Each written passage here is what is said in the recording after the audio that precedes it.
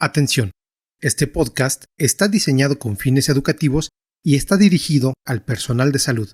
No debe ser tomado como una opinión médica. Innovación, ciencia y convivencia. La Asociación Mexicana de Gastroenterología presenta Educación Médica Continua. Agradecemos a nuestros patrocinadores. Gastroperlas AMG.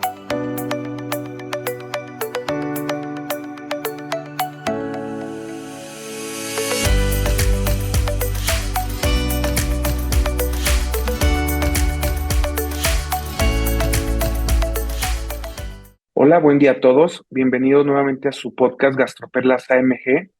Ahora nos encontramos en el episodio número 121 y pues tengo el gusto de decirles que este es el último episodio de la temporada número 4, donde tocaremos un tema que está de moda, todos lo hemos escuchado hablar. Vamos a hablar nuevamente de los pickups, pero hablaremos ahora un poco de los pickups disponibles en Latinoamérica y les tengo unos invitados sorpresa de nuestra hermana América Latina. Agradecemos a todos los laboratorios que están involucrados en la educación médica continua. En particular, agradecemos a Laboratorio M8, quien ha patrocinado en particular este podcast y este tema en el que ellos tienen interés que hablemos. Para este podcast tenemos dos invitados internacionales, una invitada de Colombia y un invitado de Chile. Hablaremos de una nueva clase terapéutica para los gastroenterólogos, que son los pickups. Estos gastroenterólogos, estos medicamentos están en boca de todos los gastroenterólogos y tienen o son una nueva alternativa para el bloqueo del ácido clorhídrico. Recordemos que las enfermedades relacionadas al ácido son las principales patologías que vemos en la consulta de los gastroenterólogos y el objetivo de este podcast es que todos los gastroenterólogos entendamos la utilidad de estas nuevas herramientas terapéuticas actualmente disponibles. Para poder platicar un poco de este tema, tenemos a la doctora Carolina Ardila. Ella es internista por la Universidad Pontificia Javeriana en Colombia, es gastroenteróloga y endoscopista por la Fundación Sanitas, igualmente en Colombia. Tiene una maestría en epidemiología clínica, igual por la Universidad Javeriana, y ella se entrenó en fisiología digestiva en la Universidad de Washington en San Luis, Missouri, con la tutela del doctor Prakash Yawali, que todos conocemos muy bien. Y también tenemos el honor de tener al doctor Diego Reyes. Él es chileno, es médico internista y gastroenterólogo por la Pontificia Universidad Católica de Chile. Él trabaja actualmente en el Hospital Clínico de la Universidad Pontificia Católica de Chile. Y bueno, a él lo conocimos porque tenemos el honor de trabajar con él en el registro americano de Helicobacter pylori, quien nos ha ayudado a coordinarlo y ha hecho un excelente trabajo. Muchas gracias a ambos por aceptar la invitación. Gracias a usted, doctor, por la invitación. Muchas gracias por la invitación. Es un tremendo honor estar acá. Bueno, pues vamos a comenzar ahora sí con los temas y bueno, vamos a comenzar con la doctora Carolina. Por ser mujer, le toca el honor de comenzar. ¿Nos puedes dar como un pequeño resumen, Carolina, de qué es un pickup, cómo actúa y si se considera un IVP más? Porque mucha gente está confundida, luego cree que es un nuevo IVP. De acuerdo. Bueno, doctor, pues para empezar, los pickups son, pues en su nombre en español, son los bloqueadores de ácido competitivos para el potasio. Pickup es, pues por sus siglas en inglés, como conocemos. De esta parte de medicamentos existen varios. Contamos, pues en Colombia, sobre todo con el tegoprazam, pero existe también el vonoprazam. Y se ha visto que son una nueva clase, pues, de medicamentos antisecretores, diferentes, pues, un poco a los inhibidores de bomba de protones que ya vamos a ver más adelante.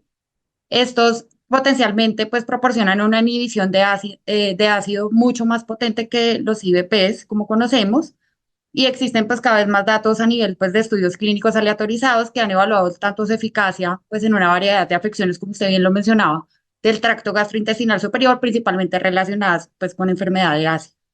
Y en cuanto al mecanismo de acción, estos suelen pues absorberse mucho más sistémicamente y funcionan uniéndose de manera reversible a la bomba de sodio-potasio ATPasa, tanto activas como inactivas, que ya vamos a ver un poco las diferencias con los inhibidores de bomba de protones.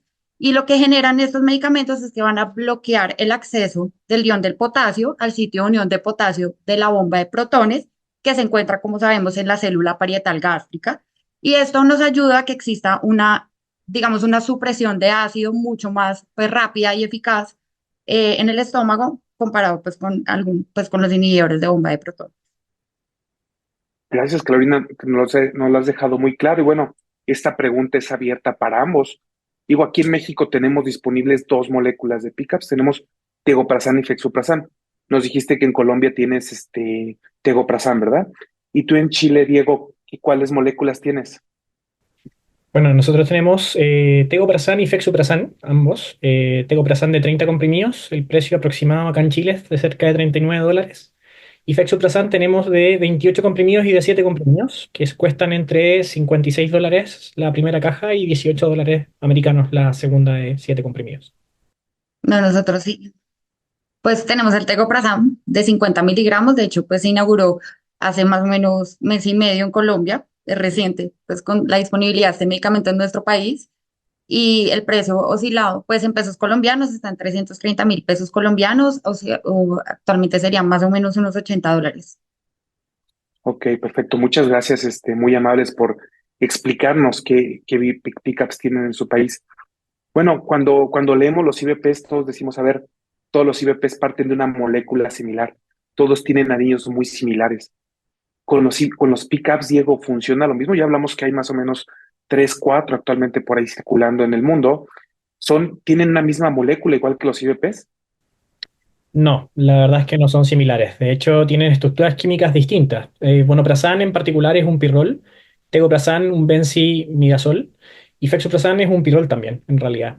Los otros pickups también que están rondando en realidad también tienen estructuras químicas distintas. Muchos de ellos, a su vez, les otorgan también propiedades químicas distintas. Un pKa, por ejemplo, de algunos pickups son distintos. Incluso la vida media de algunos pickups son distintas. En este caso, por darles un ejemplo, entre tegoprazán, a veces varía la vida media entre 4 a 7 horas, vonoprazán entre 6 a 7 horas, por ejemplo, lo cual los hacen, desafortunadamente, moléculas distintas y muchas veces en aspectos de la evidencia, por ejemplo, la seguridad o eventualmente la misma efectividad, pudiesen tener alguna variación entre ellos, puesto que son distintos. Sí, justo es muy importante esta pregunta, Diego, y la hago como decimos acá en México, con jiribilla o con trampa, porque efectivamente estamos acostumbrados a ver que todos los IBPs son bastante similares entre ellos, ¿no? Pero sí, efectivamente los pickups todos son moléculas diferentes, lo cual lo hace muy interesante para nosotros, los curiosos de la investigación, y creo que debe haber diferentes ensayos para cada uno de ellos. Pero bueno, ustedes que ya los tienen allá, en cada país tenemos IPPs o las principales indicaciones. En sus países, a ambos, ¿cuáles son las indicaciones clínicas más comunes que para lo que está aprobado este fármaco?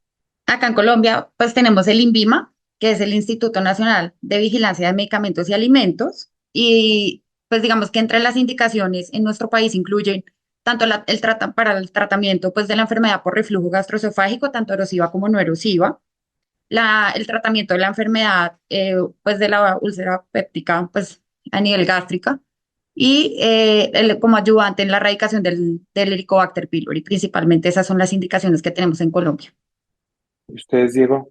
Sí, acá en Chile, principalmente los casos de esofagitis erosiva más complejos, más graves, grado C, grado E, y también como complemento a la erradicación del Helicobacter pylori en realidad. Esos son más bien los usos. O sea, ustedes están no solo en esofagitis graves y en el Helicobacter pylori prácticamente igual que Estados Unidos. Perfecto. Vale, Diego. Y bueno, ya que nos contaron cuáles son las principales indicaciones, para ti, Carolina, ¿cuáles son las principales diferencias entre un pickup y un IBP? O sea, ¿por qué dices, este fármaco es diferente a los previos que teníamos?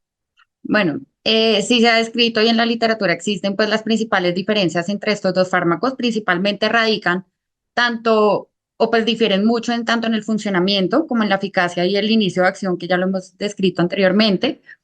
Con respecto al funcionamiento, sabemos que los pickups se van a unir de forma reversible al sitio de unión del potasio, como lo mencionaba en la bomba de sodio-potasio ATPasa y van a bloquear pues el paso final de la producción de ácido a diferencia ya de los inhibidores de bomba de protones que sabemos que se van a unir de manera irreversible a estas bombas de protones. Y ya con respecto a la parte de la activación, estos pickups son profármacos, es decir, que no van a requerir de, pues digamos, de una conversión a una forma activa, como sabemos que los IDP sí la van a requerir, que estos pues requieren convertirse en un compuesto que es la sulfonamida en un ambiente ácido. Entonces, digamos que eso va a facilitar en la medida de lo posible, pues un inicio de acción mucho más rápido en los pickups que en los IBPs. Y también importantísimo, pues que los pickups no van a ser metabolizados por encima la CYP2, CD19, y pues se van a ver también menos afectados por algunos poliponomorfismos genéticos, como pues si lo hacen los IVPs. Y también se ha visto, pues como lo mencionaba el doctor Reyes, que van a tener, digamos, o van a mantener un pH intragástrico pues superior a 4, mucho más prolongado en 24 horas que los inhibidores de bomba de protones, y esto pues hace que haya una, digamos, una vida media mucho más larga que los IVPs. Y también sabemos que estos medicamentos son mucho más estables en ácido pues que los inhibidores de bomba de protones, y una de las grandes ventajas también es que no van a requerir, digamos, de una dosificación previa o tomarlo en ayuno, que no va a interferir, pues, digamos, la ingesta de alimentos con esto. Y yo pienso que esto es importante porque mejora mucho la adherencia de los pacientes al tratamiento, que es algo que eventualmente no sucede con los inhibidores de bomba de protones actualmente. Sí, justo esto que tocaste, Carolina, el último para mí creo que es una de las principales ventajas porque es luego extremadamente difícil mantenerse tomando el IVP de manera correcta, y esto que te dé la ventaja de que en el momento que te lo tomes funciona, pues es bastante útil. Y bueno, Diego ya nos mencionó previamente en la pregunta pasada que ellos lo usan solamente en casos de esofagitis grave y Helicobacter pylori, muy similar a lo que están haciendo en Estados Unidos. Pero bueno, estas recomendaciones que hace la AGA, que las están siguiendo ustedes muy bien, Diego, a mí me parece que se explica, o no sé por qué se explica. Digo, en muchas guías clínicas, si tú ves, ya, por ejemplo, las mexicanas, en Asia, Brasil, ya se está usando inclusive en pacientes con esofagitis leve y esofagitis no erosiva. ¿Tú por qué crees o a qué crees, Diego, que se deba esto? ¿Por qué se pusieron tan estrictos los anglosajones con las indicaciones? Bueno, es una pregunta compleja. De hecho, efectivamente, observé la guía brasileña, la guía mexicana, así como también guías asiáticas, y efectivamente la recomendación es fuerte en este caso para incluso el reflujo en el caso no erosivo. Em, si me pongo un poco en el lugar de la AGA, en este caso, desde esas recomendaciones, pareciera ser, o al menos el argumento que toman ellos, es que existe menos evidencia robusta para el caso de reflujo no erosivo. Argumentan que hay más disponibilidad de los inhibidores de bomba de protones y menos costos en comparación a los PICAP en Estados Unidos. Les pareciera también que existe más datos de seguridad a largo plazo, y que el argumento de ellos es que el setting de la superioridad clínica hasta el momento de los pickups versus los inhibidores de bomba de botones para ellos no está clara. En particular, por ejemplo, en el caso de uso a demanda de los pickups en relación a IVPs, argumentan que hay estudios contra placebo en Norteamérica, pero faltan a todavía head-to-head versus, por ejemplo, IVPs o esomeprazol, etcétera. Y en el caso de esofagitis erosiva grado A y B, habitualmente, claro, está existiendo evidencia en relación a, por ejemplo, vonoprazan, que hay una curación de la mucosa que pareciera ser más efectivo en comparación a algunos IVPs, pero sí les parece que también la evidencia hasta el momento para ellos es limitada. Existe un estudio único en población europea, en estadounidense también, pero al menos ese es el argumento de ellos en particular. Sí, argumentan el uso con casos graves, con CID en relación a la evidencia actual. Y el otro argumento también que les parece importante es que la mayoría de los estudios se han realizado en base al lansoprazol, y no, por ejemplo, a esomeprazol o a otros IVPs que quizás puedan tener un mejor performance en relación a algunos casos en particular. Yo diría que, poniéndome la vereda de la Hagan, en realidad, esos son los argumentos que ellos tomaron para tener esta diferencia en comparación a los otros países en relación a las recomendaciones. Sí, justo, pues es que son fármacos muy nuevos. Creo que todas estas razones son muy válidas, pero a mí me da la impresión, digo, que principalmente es el costo. Digo, aquí en México, si yo comparo con un IVP de patente de los de última generación, el costo es muy similar. Entonces, creo que por eso acá en México fuimos un poco más laxos con esto. A mí me da la impresión que la principal es esa, y sí, obviamente, digo, los laboratorios se tienen que poner un poco más a hacer más ensayos clínicos para demostrar que su fármaco, cuando menos, es igual de bueno que el IVP. Y yo creo que la ventaja, como lo comentaba Carolina en su pregunta previa, ¿no? Se puede tomar a cualquier hora. Y bueno, a ver, esta pregunta va para ambos. ¿Prefieren ustedes los pick-ups sobre los IVPs en pacientes con síntomas de reflujo nocturno?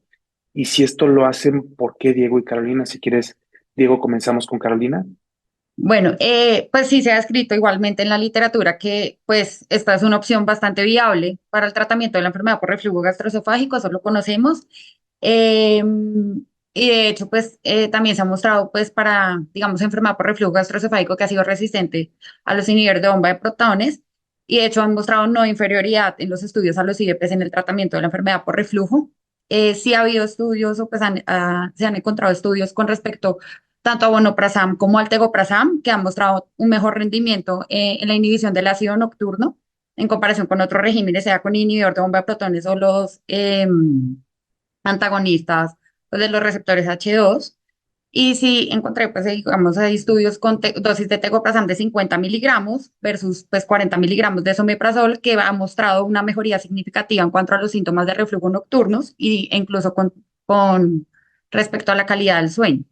Entonces yo pienso que pues sí son una opción terapéutica avanzada pues para el manejo del reflujo nocturno, pues teniendo en cuenta también pues un mecanismo de acción, la rapidez y pues la duración de la supresión del ácido gástrico. Y por ejemplo ya, como usted bien lo mencionaba, doctor Valdovinos, en Colombia pues digamos que ya la preferencia del médico también recae en cuanto a costos y a la disponibilidad también del medicamento y al acceso que tenga el paciente a estos, porque pues no siempre uno desearía tener pacientes con este régimen, pero pues a veces por temas administrativos no se logra. Entonces, pues, pero sí, sí estoy de acuerdo en que, pues, para síntomas de alergia nocturno, sí se pueden usar. Una buena opción. Diego, Muy de acuerdo con lo que dijo la doctora Ardila. De hecho, este escape nocturno que tienen los inhibidores de protones en realidad es algo que se puede reemplazar en el caso de los pickups en relación a su mecanismo de acción, a los datos que ya comentamos. A mí me parece también que es una buena alternativa. En el caso particular de mi país, aún se hace un poco difícil aplicarlo y esto tiene que ver con los costos también. Existen ciertas políticas públicas que permiten asegurar el uso, por ejemplo, de fármacos como el omeprazol con costos casi cero a la población. Por ende, es difícil plantear, digamos, algo de eso en comparación a la doble dosis, por ejemplo, dosis AM y PM. Y también tenemos una herramienta que es el alginato, que en el fondo también es otra cosa que podemos utilizar bajo estos síntomas nocturnos. Por ende, se hace un poco difícil por los costos, pero efectivamente puede ser una alternativa perfecta para el uso en estos pacientes. perfecto. Y bueno, ya nos dijeron que es una alternativa que tenemos por ahí. Y bueno, yo creo que la siguiente pregunta va a ser para Carolina. En un paciente, Carolina, que ya te falló a dosis doble de IBP, que es algo que están haciendo comúnmente y actualmente lo vemos los gastros. O sea, falla doble dosis de IBP, ¿tú qué harías? ¿Lo escalas a picar o estudias, hablando de síntomas de reflujo, o estudias a este paciente? Bueno, doctor, pues un poco compleja y también pues varía un poco la respuesta en cuanto a que hay que tener muy presente en cuanto si el paciente, por ejemplo, ya venía uno asumiendo que tiene enfermedad por reflujo gastroesofágico, digamos, si ya experimentaron un fracaso al tratamiento, pero son pacientes que aún no tenemos una evidencia objetiva de que tiene la enfermedad por reflujo gastroesofágico, es decir, que no tenga un estudio endoscópico previo o un estudio pues, con pH impedanciometría que lo, digamos, certifique. Yo personalmente en ese caso sí le realizaría estudios necesarios pues para confirmar y evidenciar la enfermedad por reflujo, sea ácida o no ácida, que eso también es muy importante pues para el tratamiento que le vamos a ofrecer a nuestro paciente.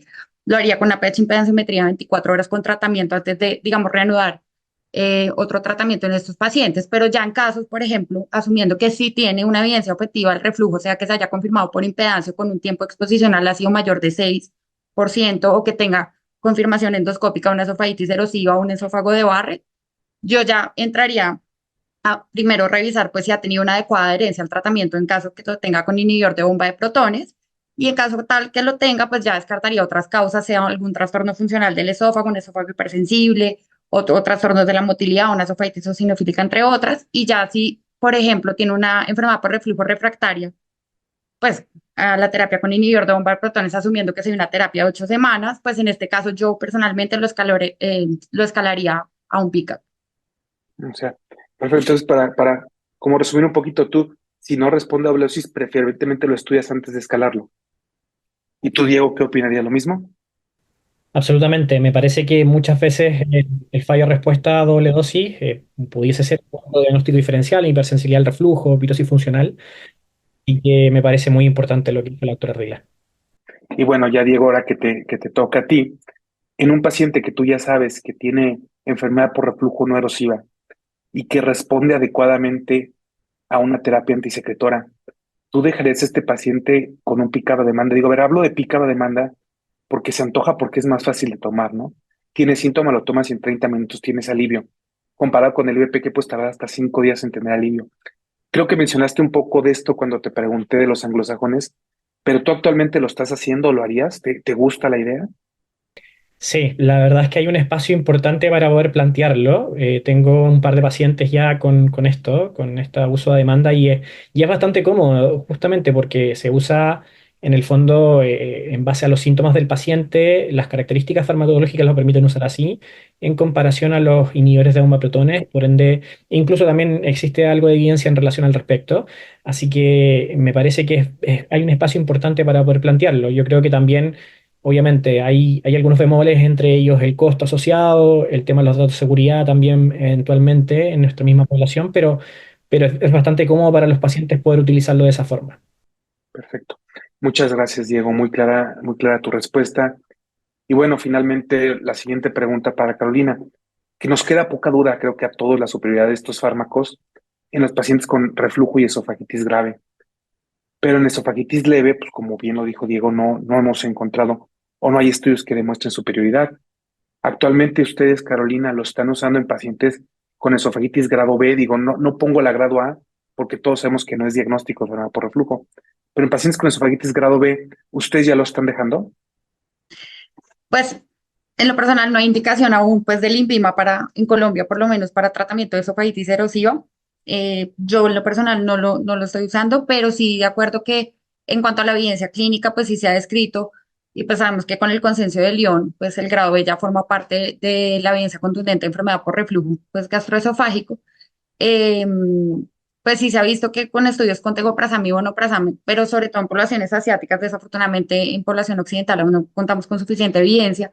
Sí se ha descrito que a 8 semanas pues ha mostrado una similitud en cuanto a las tasas de curación de los pickups comparado con los inhibidores de bomba de protones, o sea, sí sería útil, pues si no se logra, por ejemplo, una adecuada tasa de curación o mantenimiento de la cicatrización en estos casos.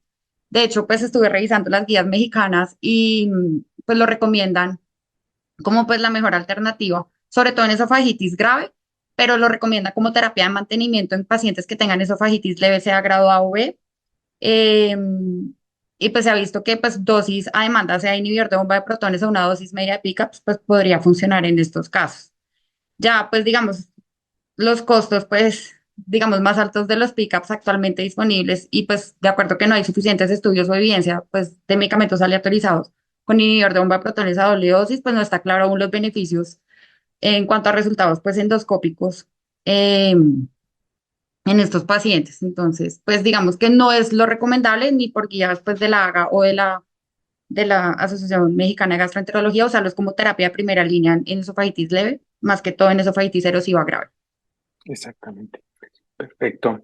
Y bueno, la siguiente pregunta creo que le va a encantar a Diego, porque vamos a hablar de Helicobacter pylori.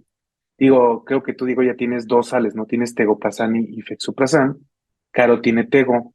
¿Ustedes ya lo están usando para erradicar Helicobacter pylori?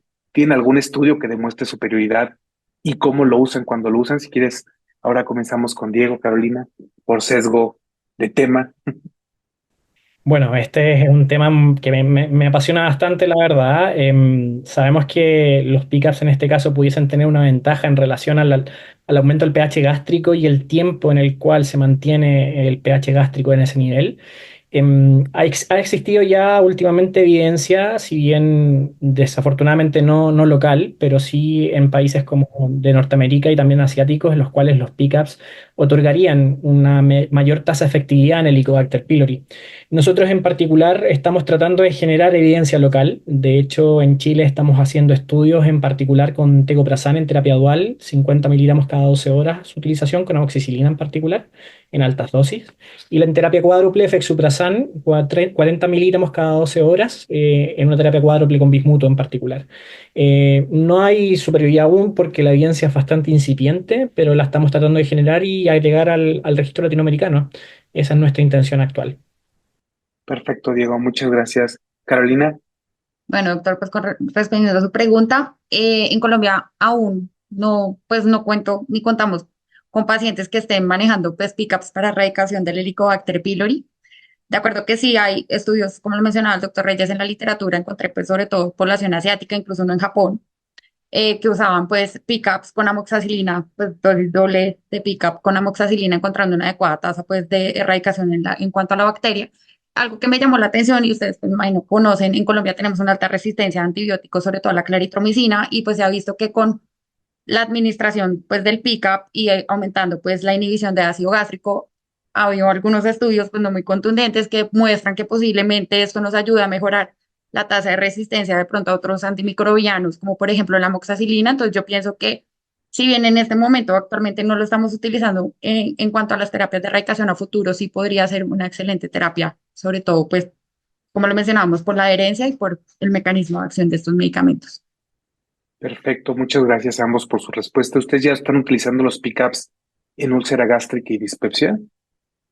Doctor, pues en este caso, personalmente lo tengo sobre todo en pacientes con enfermedad por reflujo gastroesofágico refractaria. No he tenido la oportunidad en este momento pues, de usarlo en enfermedad ulceropéptica, pero de acuerdo que pues sí existe evidencia y también en estudios en Estados Unidos que han comparado, pues, como lo mencionábamos, con lansoprazol más que todo, de 30 miligramos, y se ha visto pues una adecuada tasa de resolución en cuanto a síntomas pues curación de la mucosa a 8 semanas en úlcera gástrica y 6 semanas en úlcera péptica.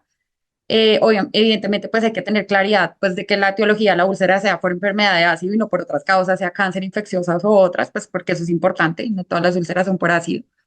Eh, y también, pues, ha habido estudios, sobre todo en población asiática, que es lo que más disponemos actualmente en la literatura, con respecto al vonoprazan, comparado también con lansoprazol 30 miligramos, que ha mostrado una, pues, tasa de curación alta en cuanto a úlceras gástricas hasta el 94% y úlceras duodenales hasta un 96%. Entonces, pues, sí. Perfecto, Carolina. Diego, Acá nosotros no lo estamos utilizando para esos settings clínicos. Hay una potencial indicación bastante interesante en el síndrome Zollinger-Ellison, pero nos falta evidencia en realidad.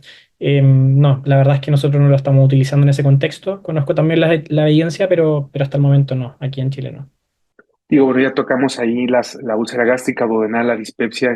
Yo tampoco lo estoy utilizando en este grupo de pacientes, aún. En el contexto de hemorragia de tubo digestivo aguda, esta es una pregunta un poquito más difícil. Yo creo que en esta comenzamos ahora con Diego. ¿Lo estás usando ya, Diego? No, la verdad es que no lo he utilizado. Sí conozco potencial beneficio. Hay un estudio tailandés que comparó vonoprazan versus pantoprazol en bomba de infusión continua y luego el uso de omeprazol, en el cual se demostró que vonoprazan no fue inferior en resangrado a los 3, 7 y 30 días inclusive. Ya está surgiendo más evidencia, pero no. Hasta el momento aquí tampoco lo estamos utilizando en ese setting clínico. Perfecto. Yo este año vi a la DW1 con, si mal no recuerda, con linaprazán IV. Y el problema es que todavía no tenemos nosotros IV. No sé si ustedes cuentan con alguna sal IV, porque típicamente lo tienes en ayuno al paciente y no le quieres dar nada vía oral, ¿no? Entonces creo que eso es algo que limita ahorita también un poco esta indicación. Y bueno, la siguiente pregunta, Diego. Eh, ¿Se pueden usar a largo plazo estos fármacos? ¿Cuánto tiempo has leído que se pueden usar? Yo sé que es difícil, Diego, veo tu cara cuando te hago la pregunta, pero digo, es un poco estas son las preguntas que hace la gente de este fármaco. ¿Qué sabes de esto, Diego? Es una pregunta difícil. Primero, siempre hay que establecer el contexto clínico. Hay que recordar que cada indicación tiene un tiempo de uso en particular, así que hay que ser prudente con eso también, en ese aspecto.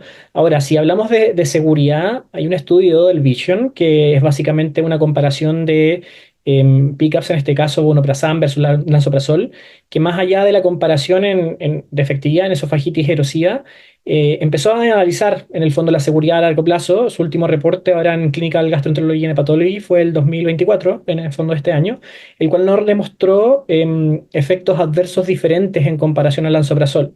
Así que al menos en punto de vista de ese estudio, a pesar de algunos bemoles como por ejemplo el aumento de la gastrina u otros parámetros, parecieran no ser distintos. Ahora bien, quiero también poner otra cosa en la balanza. También existe un estudio recién publicado en Clinical Gastroenterology and Hepatology este año, el cual demostró un riesgo mayor de cáncer gástrico con el uso de vonoprazan. Ahora bien, existen algunos bemoles en relación a este estudio, no sé qué opinan ustedes, pero en realidad fue un riesgo en relación a posterior la erradicación del Helicobacter pylori en comparación a antagonistas de histamina en particular, pero no habían diferencias en comparación a inhibidores de bomba protones, era un estudio retrospectivo, así que hay que analizar esta evidencia con cuidado, pero ya está existiendo ese reporte también. Sí, yo creo que ese estudio tiene mucho sesgo por el tipo de pacientes que están incluyendo en su corte. Y sí, digo, a ver, da miedo como, no sé, digo, no nos tocó a nosotros, creo, pero recuerdan el black box que les pusieron inicio a los IBP relacionado con cáncer también. Entonces, digo, esto creo que lo vamos a escuchar en algún momento, pero sí hay que leer con cuidado, como dice Diego. Y bueno, otra pregunta común cuando uno presenta estos fármacos. Carolina habló que son bloqueadores competitivos del canal de potasio. Y los pacientes siempre nos dicen, ¿esto quiere decir que va a subir el potasio? ¿Qué responderías, Carolina? De acuerdo, sí. Bueno, en cuanto pues a su efecto sobre el potasio, de acuerdo que estos medicamentos no están diseñados pues para alterar directamente los niveles de potasio sérico.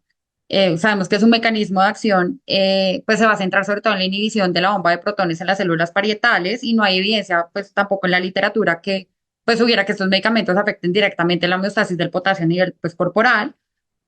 Ahora sí es importante saber pues a qué pacientes lo vamos a suministrar, no es lo mismo un paciente que tenga enfermedad renal crónica, que tenga medicamentos que inhiban el eje de renina, angiotensina, aldosterona, pues que evidentemente por su patología de base sí pueden generar algún tipo de alteración a nivel sérico y eso lo vemos mucho también los gastroenterólogos que nos lo remiten los nefrólogos o incluso con los inhibidores de bomba de protones suspenden el tratamiento por afectación hidroelectrolítica o bien sea la función a nivel renal, pero pues digamos que a diferencia de los inhibidores de bomba de protones, eh, aún no tenemos una evidencia específica que sugiera alteraciones hidroelectrolíticas, pues que si bien se han descrito en inhibidor de bomba de protones, tampoco han sido del todo concluyentes, entonces no. Perfecto, Carolina, muy conciso. Diego, una parte del tratamiento de la esofagititis eosinofílica es bloquear el ácido. ¿Actualmente podemos utilizar estos fármacos en esofagitis eosinofílica? Según la evidencia disponible hasta el momento no. Sabemos que podría ser efectivo en esofagitis eosinofílica, pero todavía no existe la evidencia suficiente. Existe un estudio retrospectivo japonés en particular que pareciera tener una efectividad similar en el uso de vonoprazan en particular con dosis estándar a los inhibidores de bomba de protones en pacientes japoneses, pero también es un estudio retrospectivo con 118 pacientes japoneses solamente y que tendrían similar respuesta endoscópica histológica. Pero no, hasta el momento todavía no existe la evidencia suficiente para recomendarlo. Perfecto, Diego. ¿Pacientes embarazadas y pediátricos, Caro, los podemos usar?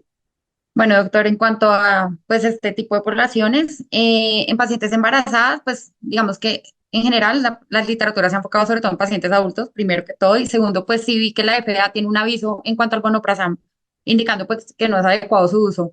En pacientes embarazadas encontré estudios sobre todo, pero más que todo en animales, incluso con ratas y conejos, que evidenciaron pues algunos eventos adversos, pero unas dosis supremamente altas.